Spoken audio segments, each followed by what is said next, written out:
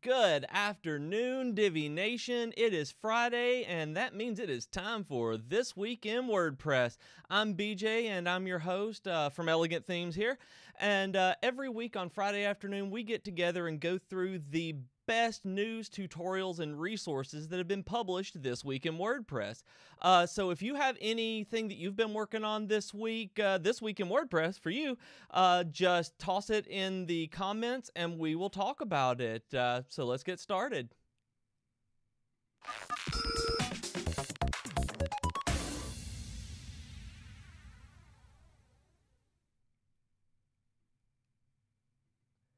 Hey, okay. I see that there is an issue on Facebook right now. I'm seeing, and I don't exactly know why there is no video on Facebook. I can see it on YouTube. I have no idea what's going on. I will try to fix this if I can. That is always fun. Whenever this happens. Oh my. You can see me on Facebook. Okay, somebody just said that they could. The video is just not loading for me, so that's awesome. How are you guys doing this afternoon? That's a wonderful way to start the show. Hopefully that your afternoon is just a little bit better than that was for me. I'm also sorry, Freddie. I don't speak Spanish, so I have no idea what you're saying, but hopefully someone there can translate. Like I said, I wanted to say hello to everybody. Hope that you're having a great Friday. If you are a first-time viewer here, if you are new around here, I try to keep up with all of the comments as we go through. So I'll talk to the people in the YouTube comments and in the Facebook comments. And so if I go back and forth, that's what it'll be. So feel free to talk to me, and I'll do everything I can to get to you. If you have any questions, the community is really awesome in the chats to help out any kind of problems that you may have. And as we go, let's just have a discussion, and feel free to share anything that you have been working on this week, like I said, so that you can show off like that. So I've seen a couple of people say this, that last week we were talking about some image compression and things like that, and somebody's talking about using the WP Smush to lower the size of pictures in Divi, and it was loading, took a while to load, and that's a very good one to do. The WP Smush is awesome. I've used it before. I use a Magify, but yeah, if you don't use one of those, you really, really, really should. So hello to everybody else. Thank you for liking the Spidey lamp. I do love it. My mom made it for me. So let's get into the news. So the first thing I wanted to talk to you guys today about and talk with you about is, for the first time in a while, I'm starting out with Gutenberg. I found out this week that there is actually it's an official / non-official Gutenberg theme that is on GitHub right now that the lead director of the Gutenberg project has made so that people can really experiment with Gutenberg as much as they can, as much as they want. And I didn't know anything about this before. It was something where Gutenberg is supposed to work and does work with every theme that's out there, just like the Divi Builder plugin. And when I saw that there was a starter theme, I just had to let you guys know that it was out there, because we all need to prepare ourselves for Gutenberg coming in April-ish. That's what they're saying, so that we can play with it, download the plugin, do everything that you need to do to prep. But if you just want to kind of play around in the kind of sandbox that the folks who are making Gutenberg are playing around in, that there's a starter theme on GitHub, and the link is in the description of this video. With that in mind, I also wanted to remind you that all of the links that we talk about today and a whole lot more are going to be in the description of this video. So feel free to click around and give love to everybody who created all of this awesome content, so that we can actually talk about this, do this, and get to know each other. So do that. that, click on things. Also, another thing of news that came out, and I say news on this one very loosely because it's tax time here in America.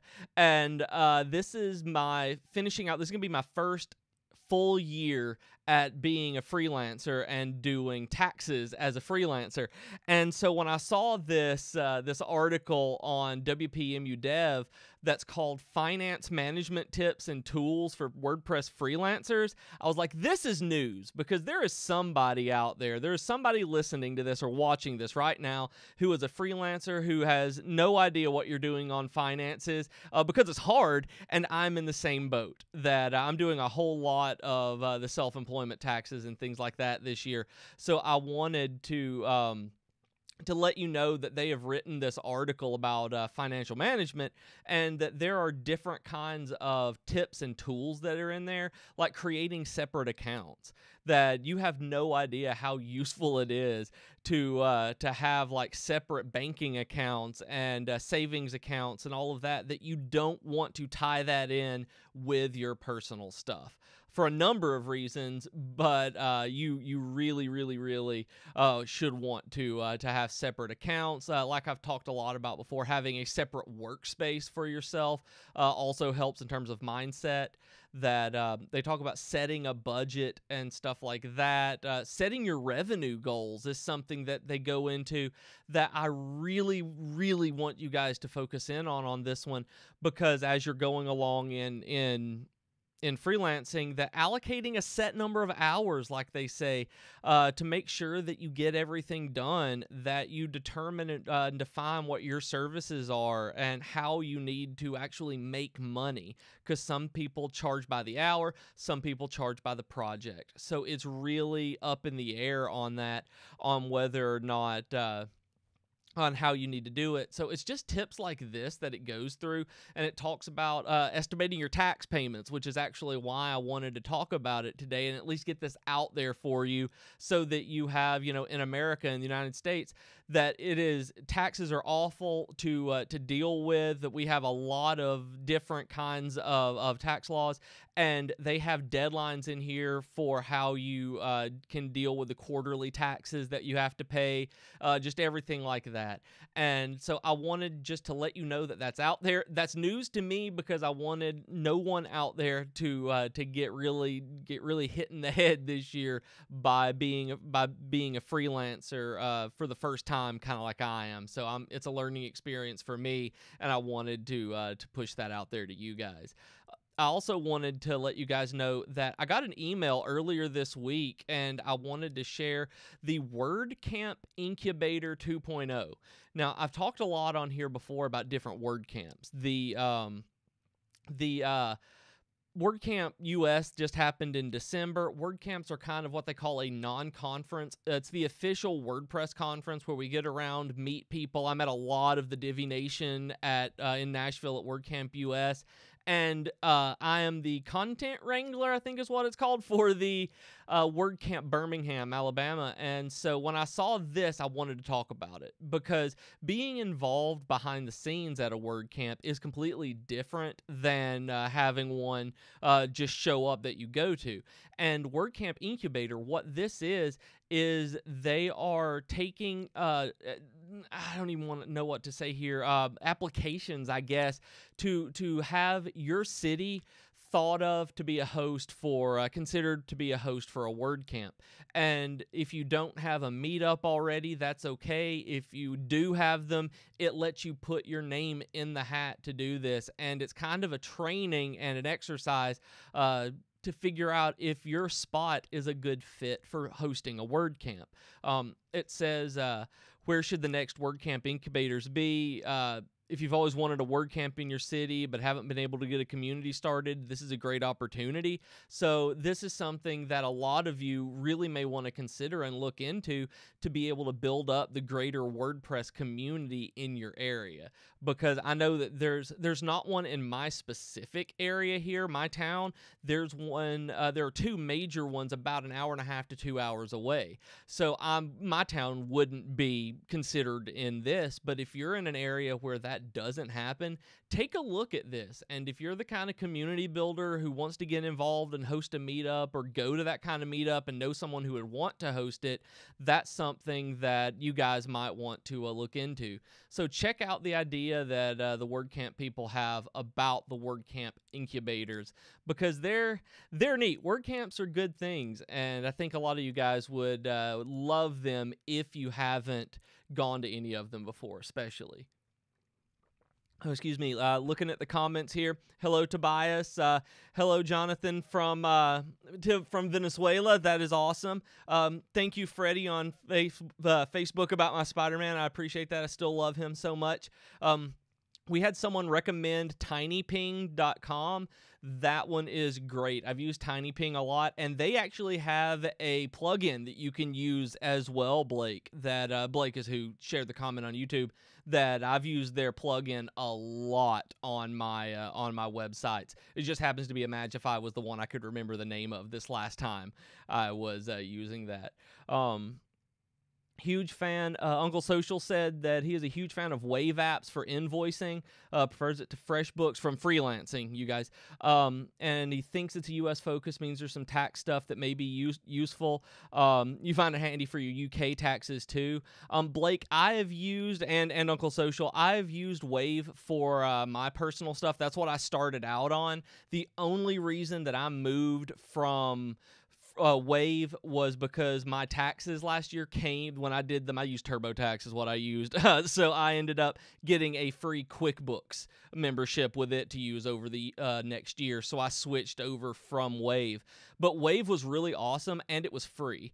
That was something that I really liked about it, was it let you actually take payments and send out invoicing and keep up with all of your ledgers. And I was able to take pictures of receipts and things like that just to upload and keep with individual purchases and payments that came to me.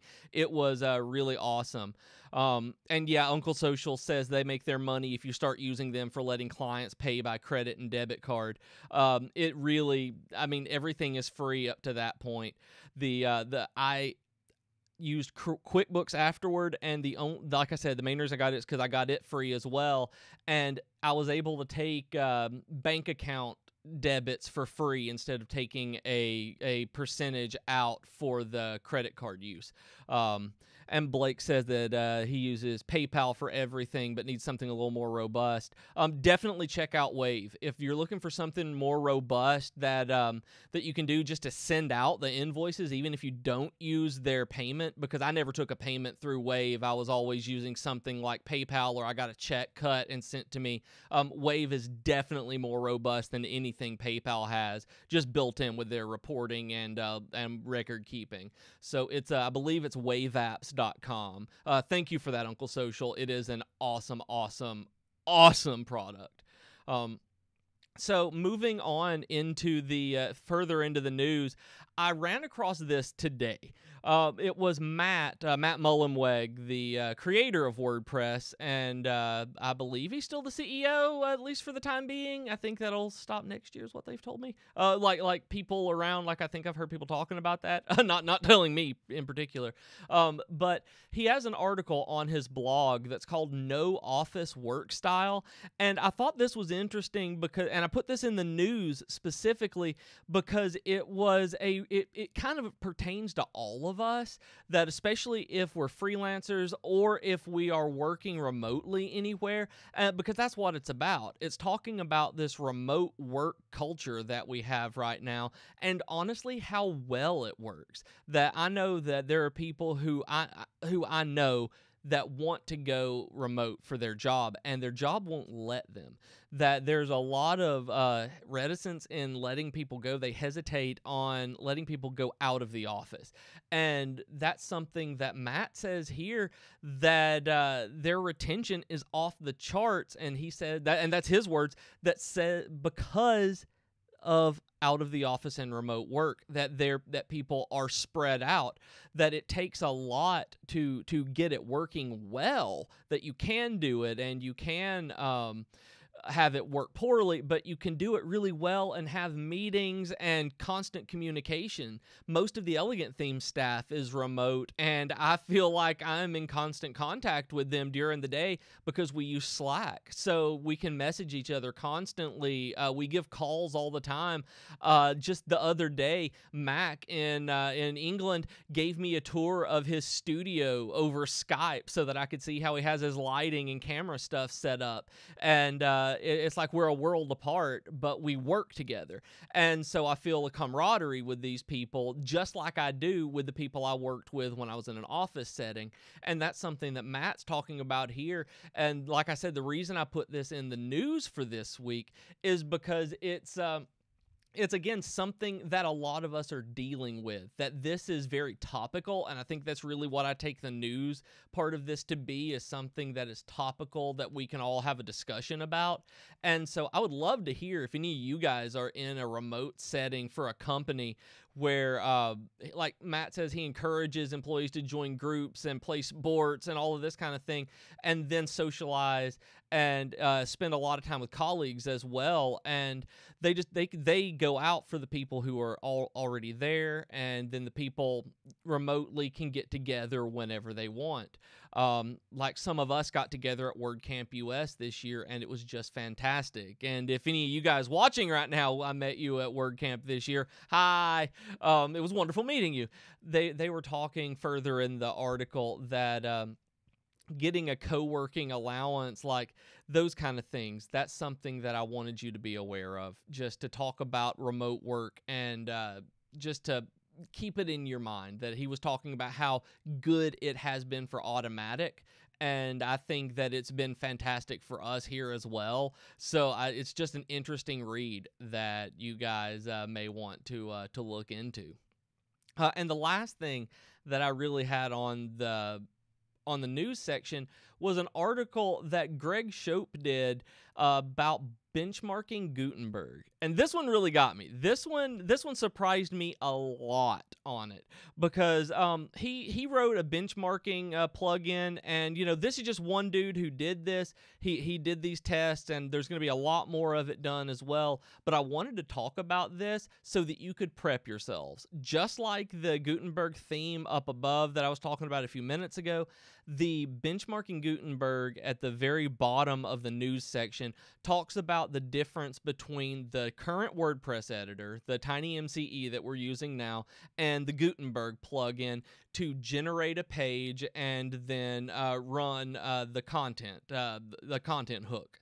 So what he found was that Gutenberg was 500% slower than the current WP editor, the current WordPress editor was when it was enabled. Like, it took the time for the regular WordPress editor to generate the page in 23.855 milliseconds. That was fine. It took Gutenberg 115. So, I mean, these are still milliseconds. It's not as though it's taking a minute and a half or more for Gutenberg, but it's something that we should be keeping in mind, because he also used the classic editor plugin, and it still had it at 88 milliseconds. So it's just, this doesn't mean anything right now. This doesn't mean that it doesn't mean that you have to worry that Gutenberg's going to make everything super slow, that it's going to do anything to crash everything. That is not the case at all. But this is something that we need to be aware of so that we can prepare for Gutenberg and honestly just make as many preparations as we can. Talk to our clients about this and just know where we stand. I thought that it was interesting, because they're gonna like make it better. They're gonna tweak it, and they're gonna get the editor where it can render as quickly as the current editor and the plugin as well. I'm sure of it. But right now it's not there, so it means that we should all just keep that in the back of our head and figure out how that works for us, our businesses, and our clients.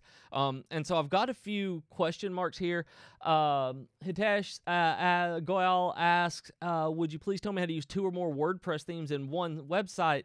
Hitesh, the only way I know how to do that is by using multi-site, where you can go in and install multiple instances basically in a network. I've never done that. If anyone knows how to do that, that's the only way I know how to use 2 themes separately with one, and they're not technically one site. They are separate installations. I'm not 100% on that actually, because Uncle Social mentioned from Mac's Webcast at the start of the week. Yeah, and have you tried the Elegant Theme Support forums?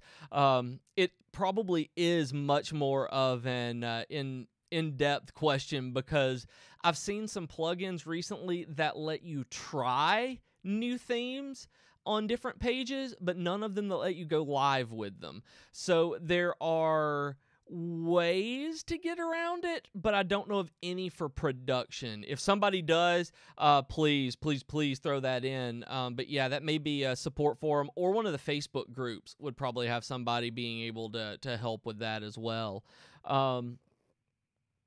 Let's see. I never know how to pronounce this, Tobias. Ahrefs made an awesome post this week.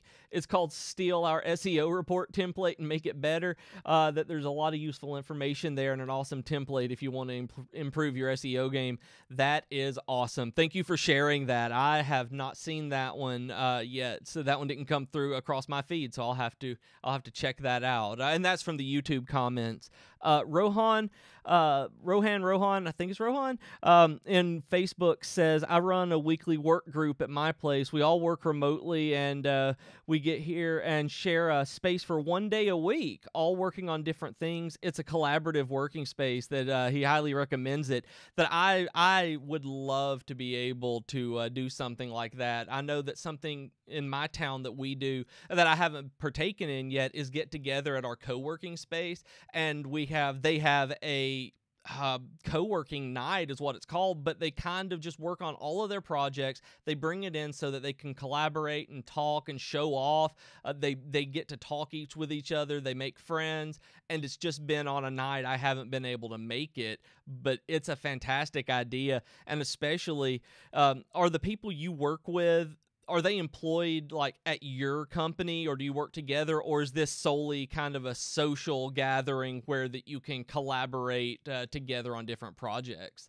While I wait on the comments on a reply or anything like that, I'm going to go on into the tutorials. So I'll take this time to welcome anybody who is just coming in. Appreciate you joining us for This Week in WordPress. I really, really do appreciate it. This is where we go through all the news and tutorials and resources that we found this week that were published about WordPress, so that you can have a good Friday afternoon, have a whole bunch of tabs opened up all weekend, and hopefully be able to get through so that you can learn as much as you can, and we can all learn together. I've seen Rohan in Facebook say, ask what's the best way of managing multiple sites with updates. And hi to Australia. The best way of managing multiple sites with updates, oh, goodness me. I've always done it manually. That's one thing that a multi-site installation can help with, is because they can all run very similarly. I think they all run the same plugins. I say that with this face and a question mark because I'm not sure. I think you can designate. I've always done it manually. It is the complete and total wrong way to do it, I think, but it's the safest way for me. It takes a long time to do that. I don't know. Hopefully I'll pay attention. In YouTube, Rohan, Blake says that iTheme Sync is well worth it, and that those kind of things will keep everything updated. So look at iTheme Sync. So thank you, cross-platform, everybody.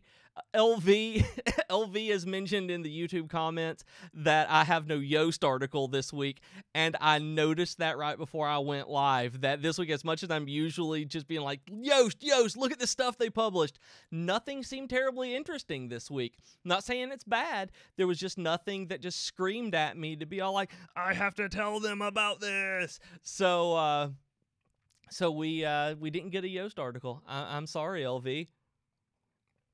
Matthew has pointed out in YouTube as well that, that he's thinking about joining WeWork in Fort Worth for a collaborative environment. Is that a co-working environment, kind of a shared office space, Matthew? And so while we wait on answers, I'll go into the tutorials.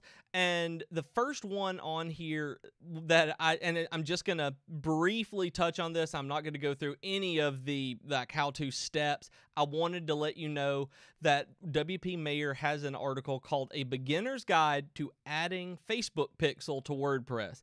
A lot of you will really want to do this, especially going back when you're looking at CRM software, when you're looking at different kinds of marketing that you're doing, when you're doing SEM and working on the stealing the SEO report from Ahrefs, then you may want to get the Facebook Pixel installed. It's how Facebook tracks everything. It is all of the not. It is absolutely not the going to protect anyone's privacy. It's essentially what they describe it as is essentially nothing but a piece of JavaScript code that empowers you to measure the effectiveness and profitability of your Facebook ad campaigns by helping you understand the actions visitors take on your website and accordingly reach the audience you might otherwise not be able to. So basically, that's why when you go look at a vacuum cleaner on Amazon, you will suddenly see vacuum cleaner ads on Facebook. So this is what you can do that with, and you should install it if you are working on marketing and getting it up that way, so that and upping your game. I've seen a couple of comments come through already, so let me see. Current Media Group, Rohan, says that manually is better so that you can view the updates in real time, but Sync and Manage WP do it remotely because there may not be an issue right away. And Video Superhero notices that, let's see, I'm noticing that the front-end save button doesn't seem to hook into things that are in the background editor. That is a different question. I will I will get to that one in 1 second. So what Video Superhero is saying, the front-end save button doesn't seem to hook into things that are in the back-end editor. This will be a problem for auto-optimizing Cloudflare plugins. Someone else will know that. I've never had that happen. I don't know. I hate to say I don't know so much, but that one, I don't know. That I don't know. Yeah, and Blake says keep updating manually when you have 20 to 30 sites. It's super fun. That would be terrible. At most I've done, I think, 5 that way. So here in Venezuela, Jonathan says, people who work with WordPress, they gather, study, and share experiences. And one thing that I think is Video Superhero did recommend WeWork as well, and has a referral code. And so I am sorry, Video Superhero, I don't know about the auto-optimize and Cloudflare plugins. What is it doing? What do you mean how it doesn't hook into things? Can you give a specific on that? Because sometimes I've had it not save myself, but it could be the same thing or different. So I wanted to move forward a little bit and there's an article that Torque did on how to convince your clients to stay on WordPress. And this one is coming up quite a bit these days, especially with, people are asking, why don't I just go to Wix or Squarespace? Why should I stay on WordPress when I can do all of these other things? What does it get? I mean, I hear about WordPress hacks all the time.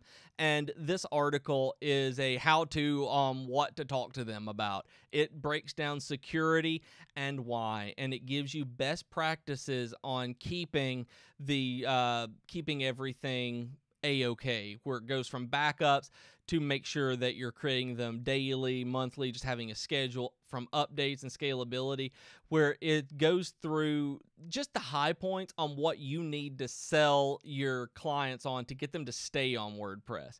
And I've had that discussion a couple of times. It's a 6 of one, half dozen of another, as we say in Alabama here, in terms of, if there's a best piece of software for everyone. And we know that there's not, but WordPress can do pretty much everything. And there's a lot of reasons that your people should probably stay there. Speaking of, if you scroll on that same topic, I want to move down into the resources just very, very briefly here. The last thing on your list is called Wix versus WordPress. And I wanted to talk about this one at the same time as this how to keep your clients on WordPress for one reason. I mean, all of us here know that that WordPress is it. That Wix doesn't offer anywhere near the software that we have, the quality of software, even though theirs is actually pretty good. Their builder is pretty good. I've used it. I think a lot of you guys have probably done the same. But overall, WordPress just blows it out of the water. And one thing that I wanted to do, like I said, to tie it into the last article was because it talks about who controls your data on each platform. And I mean, we know with WordPress that when we get in there, we own our data, that we have an install, we can export, that everything that we put on that site is ours, that all of the plugins and software are GPL licensed, that it is open source to be able to basically do what we want to with, as long as anything that we derive from it is GPL as well, in terms of software and plugins and that kind of thing. And we are clearly the winner on this one in Wix versus WordPress, but that's what they said. But the main thing I wanted you to know is that I didn't know this about Wix either, is this is from their knowledge base. Your Wix site and all of its content is hosted exclusively on Wix's servers and cannot be transferred elsewhere. Specifically, it's not possible to export or embed files, pages, or sites created using the Wix editor or ADI to another external destination or host. What that means is platform lock-in. They don't have an export feature. So if that's something, keep that in mind when you're working with your clients. If they're looking at moving to something like Wix, remind them about data security, remind them about data ownership, so that they know that anything with WordPress, you can move back and forth. You can do everything with data. Look at all the backups that all of us have and that we've exported, migrated 100 different times. You can't do that with Wix. And that really struck me as weird that they don't have an export option. So keep that in mind when you're convincing people about WordPress, that one of the biggest things that we offer is this wide open ecosystem where you can do pretty much whatever you want. And that even includes data, and some of the other people aren't allowing that. So I see there's a lot of comments coming through. I would like to take a look at them. Video Superhero, going back to the comment he had made earlier about the front end back end button, says when you click the update button in the back end editor, the auto optimized cache will update and the cache will purge via the Cloudflare plugin. But on the front end, the two plugins don't get the message to run their update history to purge and recache the items, so the save button on the front end isn't hooking in properly. Video, that I think is actually I don't know why this is. I'm not one of the developers.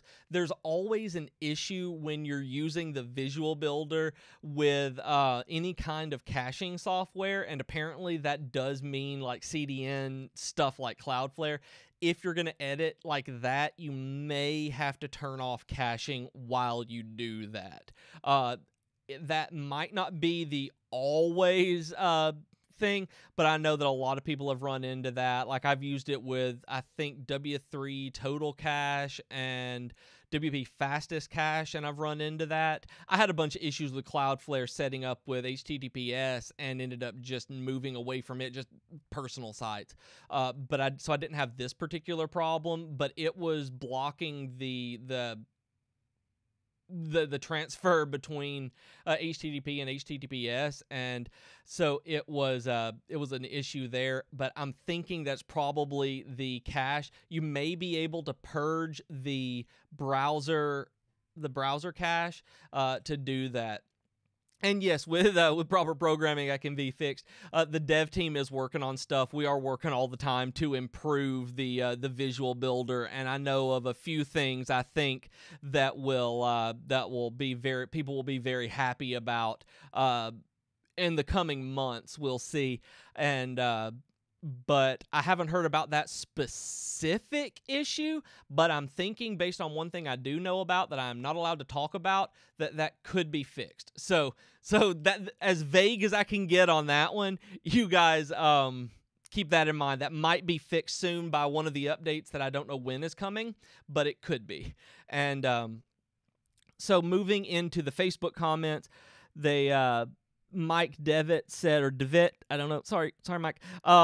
Is selling maintenance is tough. People don't like to spend money after they've invested in a new website. I know. That is something that I actually had going on. I was looking for some maintenance, and no one took up on it. But I've got one right now, and Uncle Social says try combining a basic maintenance package in with hosting charges, warning the client that fixing their own site will cost a lot more than routine maintenance. That those kind of things are really good.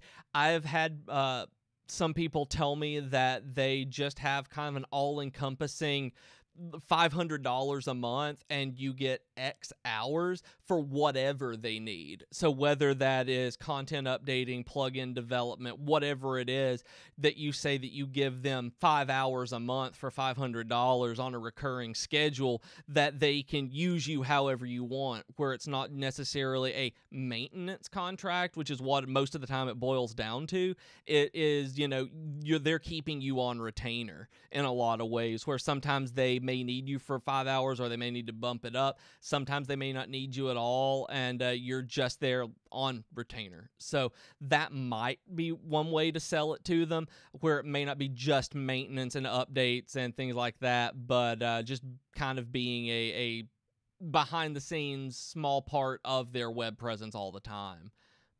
Looking at the YouTube comments right here, says Marlon Brown asks on YouTube, is there a forum to ask quick questions about functions with Digo Builder, or should I ask someone else? I'm not familiar with Digo. Or was that a typo for Divi? I'm sorry. If it's Divi, there's a bunch on Facebook, and we have the support forums on the elegantthemes.com/members-area that are really good for that. Good conversation going on down here. That video can fix that manually by clicking the purge button, but the Divi builder should take that. That's the fix that I had with it as well. Video, like I said, may be coming. That fix might be coming sometime-ish soon. I don't know, but it might fix it. And Current Media Group says the same thing down to Mike, that we offer multiple hosting packages, one with basics, one with plugin updates, and one where they get an hour of our time each month. So that's awesome to know that you're making use of that as well. Moving into some of the other tutorials, one of them is oh man, I was in the resources. I was like, that's not a tutorial. And one of them that I really loved was one that Pagely did. It was how you can learn what you can learn from Google's quest to choose the perfect team. And this is something that all of us have to do. It's to create the perfect team, that all of us have to deal with at some point, is kind of putting together those superheroes that will make the best team whatsoever. That I don't envy the higher ups at Elegant Themes on being able to pick us. Like that is something that I would absolutely have. Oh, it would have driven me crazy from picking between all of these people who have all of these wonderful personalities and skills, and just finding someone who meshes in the environment and the group. That it's pretty difficult. I ran a learning center for years, and that was something that I learned with selecting my tutors, that personality played a lot into it as well. So that's some of the stuff that they go into in this article, is if you're building a team, that psychological safety, having a personality on there, that you're taking as they said, equality and conversational turn taking, making sure that everyone is able to speak their own mind and be heard.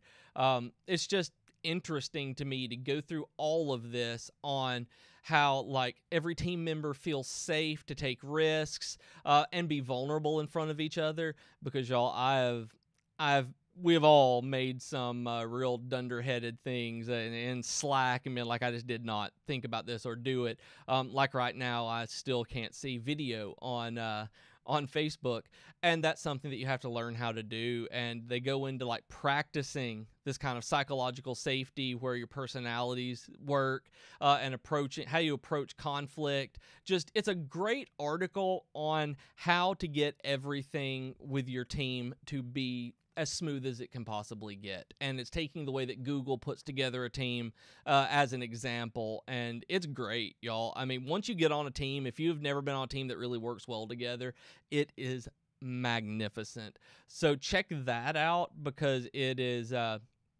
it's something I think that a lot of people can get a lot out of. And one big one that is on here is the best way to transfer a website seamlessly.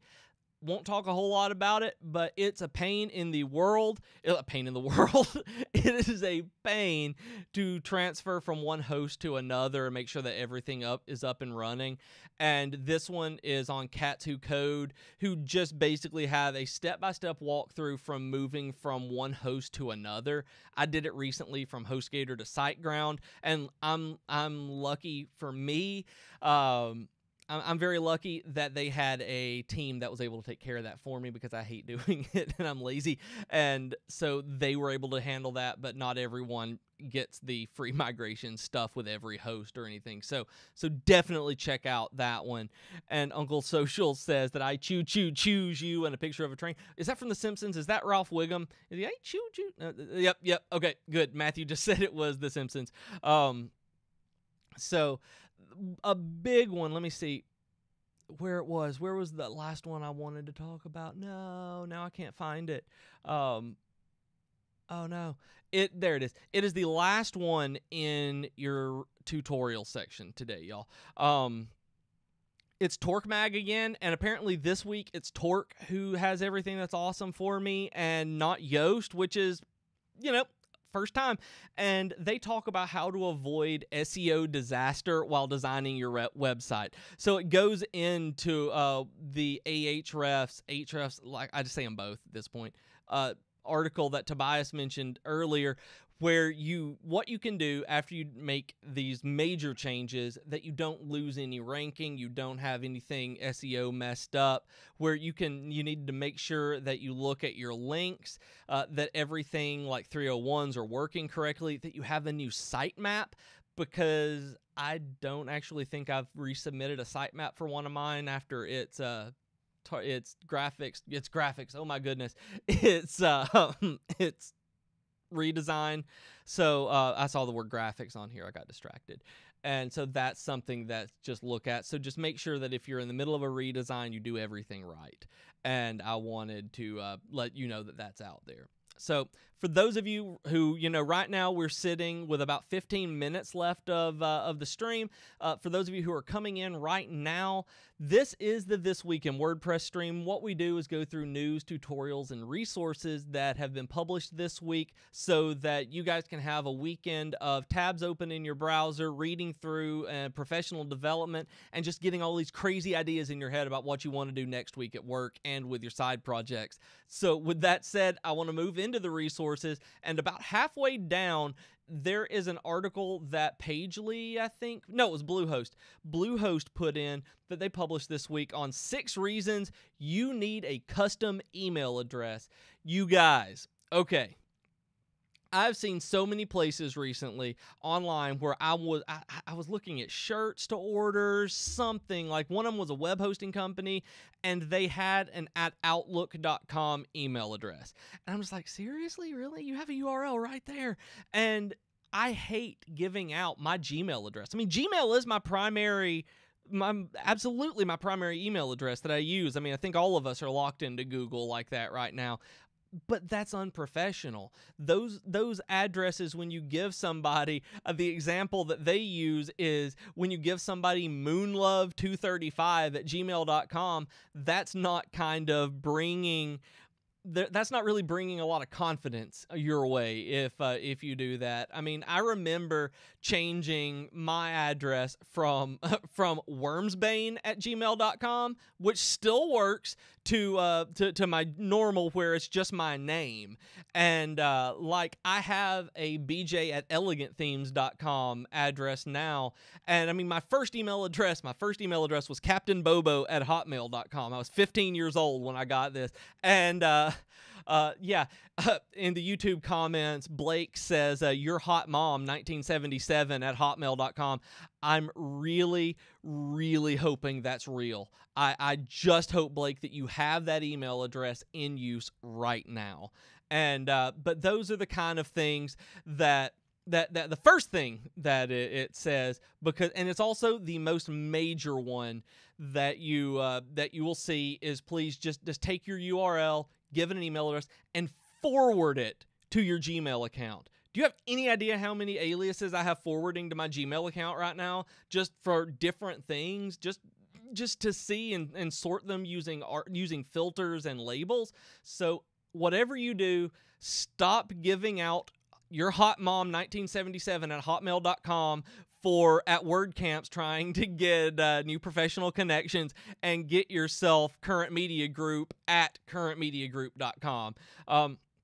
On Facebook, as I was rambling about email addresses, we had a question from Daryl asking about covering the recent issue with layouts loading. What issue did you have, Daryl? The one that I ran into, that I've seen more people run into, was having it on WP Engine. There have been some threads in different Facebook groups that have solved it, that have figured out what it is. Do you have anything with hosting that you've done or changed? And have you run into the point where you've purged your browser cache? That fixed it for me when I ran into it. That I just purged my browser cache and got the issue fixed like that. Not the page cache, but the actual browser cache that loaded it for me. Also did that with the new code editing stuff. I had to purge my browser cache for it, so that might have worked. And if you try that, and if not, I've seen a couple others on Facebook, and try the support forums as well. Or maybe someone in the comments here or YouTube has seen a different fix for it. I've got a question on Facebook from Rohan. Does anyone have a good KPI list or spreadsheet that you share with their clients?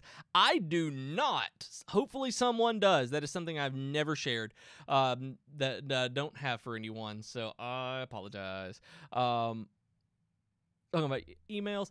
So going into the emails again, just going through, they talk about you're already paying for it. Those are parts of, when those are, well, that's part of your hosting plan. You get the ability to add email addresses. It standardizes between your team, things like that. You know, Nathan at elegantthemes.com, BJ at elegantthemes.com. I know that they do it at my wife's work with just their first names as well. So those kind of things really help. I even had to when I was freelancing there, because I kept giving out my personal. I needed one when I was working on the Reader Riot, so we had to get me another custom email address, because I kind of felt like a goon giving out my Gmail doing all of this. So I wanted one at their domain, even though I was only a contract worker. And talking about a branded email does marketing for you, anything like that you want. And the one big one it has is that you can create as many emails as you want. So I have a lot of them used for different logins. Actually, I bought a couple of domains that I just use for logins for different things, to make sure that I keep everything sorted well. That people are talking in the YouTube comments that when we use filter features in the Divi Builder to affect a section, everything else in it, the row and the modules, are changed. How do we change effects on the bottom layer without affecting the upper layers?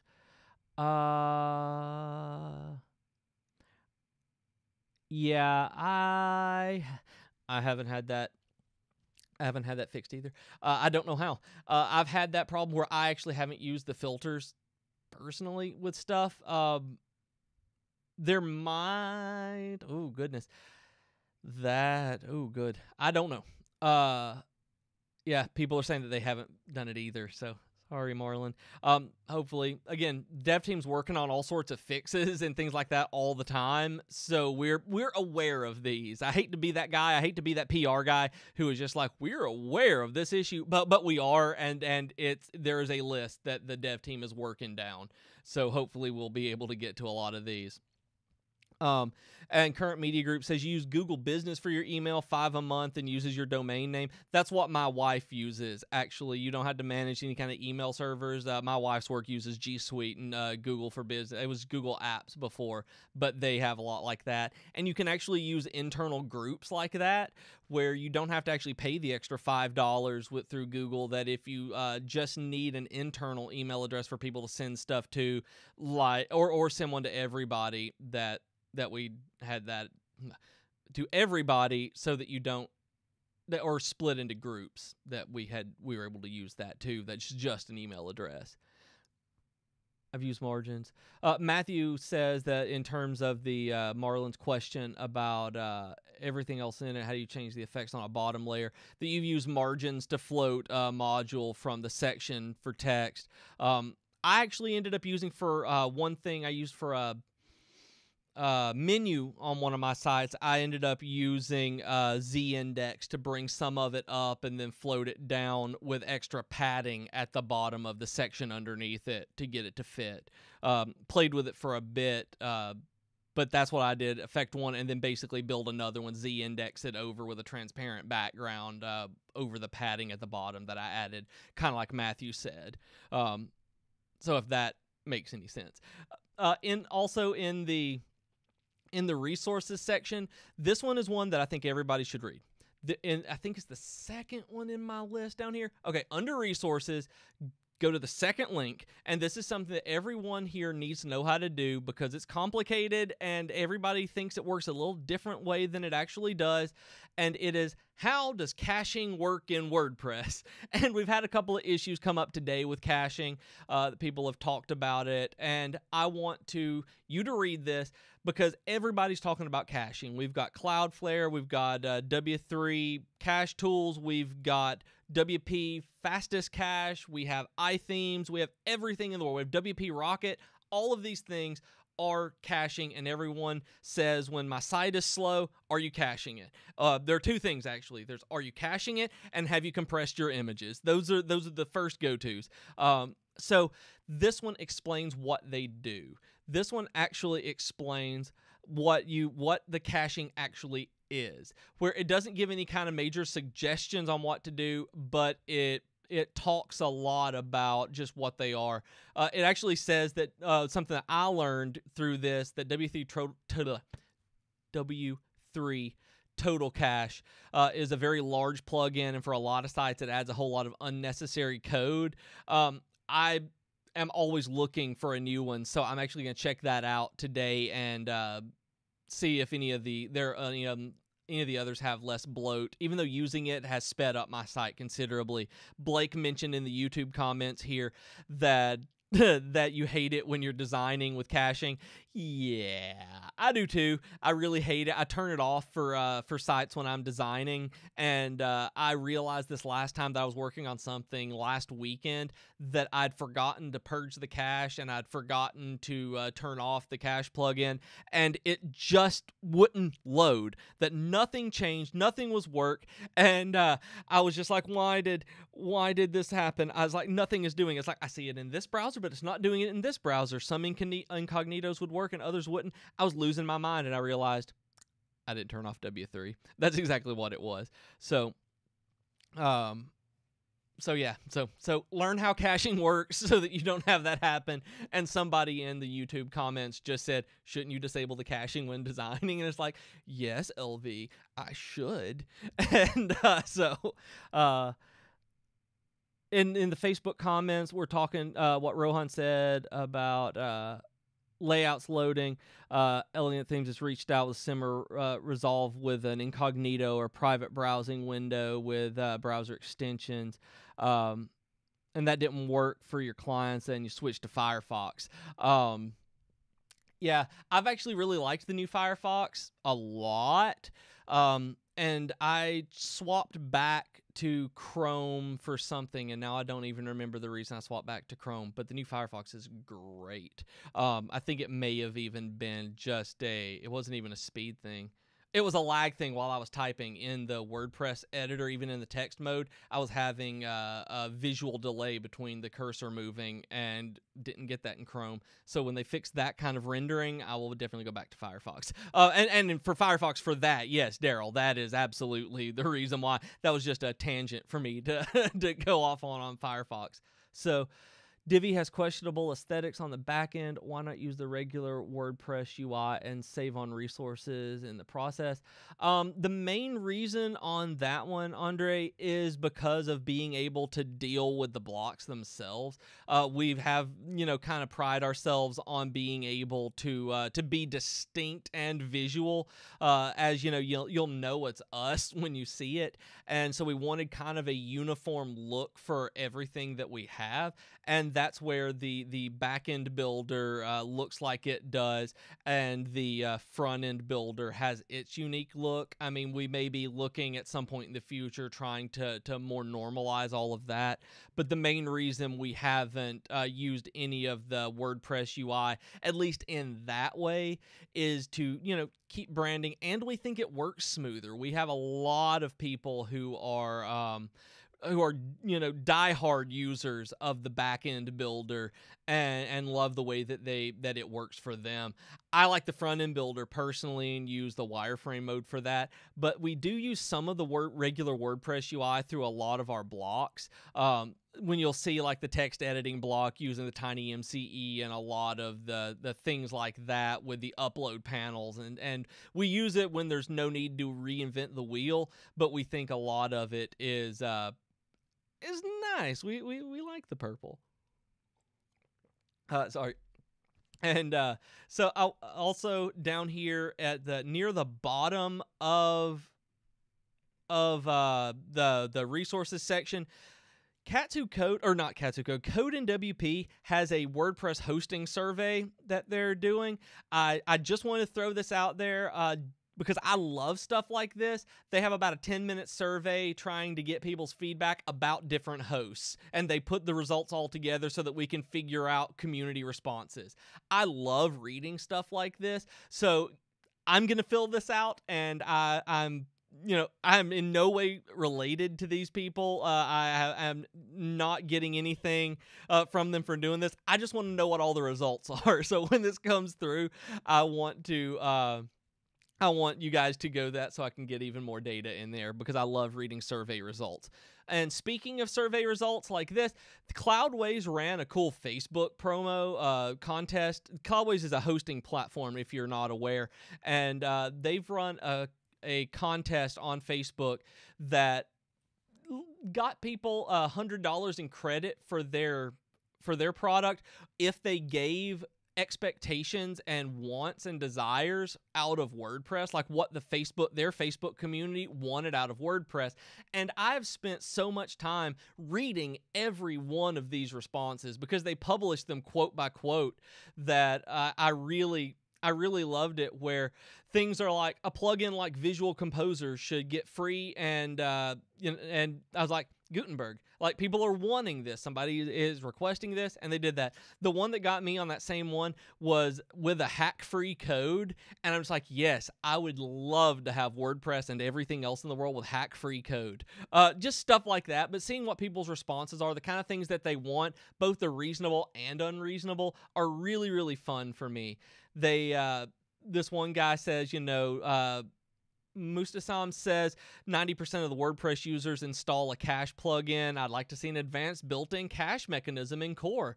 Yeah, that would be awesome. Like we were just talking about, the caching and everything like that's such an issue. Building it into core with its base functionality would be awesome, which is what Gutenberg does for page builders. So I think that's neat. I just like reading those kinds of articles and surveys. So that, unfortunately, my friendos, is all the time that we've got. I know, it's really sad that I have to leave you now and that you have to go back to your job on Friday afternoon. I have to go back to my job on Friday afternoon, even though this is my job, and we have to part ways. So I want to get a couple more comments in right before we say goodbye, just to see these coming in. Uncle Social thinks I'm pretty. Thank you. The Divi UI, I think, is prettier than me, though, Uncle. And Video Superhero says, Perhaps my question on the Divi save issue is what function you can use in your child theme that you can do stuff when the save button is clicked. Oh, that's a good question. I don't know.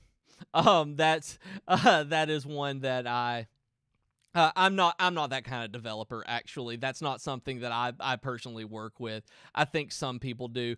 Why Divi, and Jonathan asked why Divi and Extra has different AdSense code windows. Divi only has a general window, and Extra has header, footer, post. The reason for that, Jonathan, is because Extra is specifically designed for blogging, and we wanted to give the opportunity for more bloggers to have just the extra stuff that they need as opposed to generalized site building, where you don't have to go in and customize anything or add it in. That is specifically why the extras are an Extra, because they're needed more for that kind of website that Extra caters to. You still get the builder, you still get everything like that with Extra. So you guys, if you haven't used Extra, check it out. It really is awesome, and the category builder there is great. Extra is made specifically for blogging more than Divi is, so that's why, because they'll be on top of every post, things like that. While it does come up in Divi, it is way more common for Extra users to use that. So yeah, I've had a wonderful time talking with you guys. Blake, you are also too cool. I hope that, yes, I did finger guns on live TV, whatever this is, and hope you are back. I hope that you guys have a fantastic weekend and everything goes wonderfully well. You guys, I will see you guys next time. And if you like, please, this video will be up on YouTube and Facebook afterward, so you can continue any of these comments and conversation in the comments of the YouTube channel, or any of the Facebook groups a lot of us are in as well. And I would also just like to give a quick shout out to the Divi Web Designers group. And Josh, congrats on getting over 10,000 members. That is a fantastic achievement. So congrats to everybody who's done awesome things this week in WordPress, and I will see you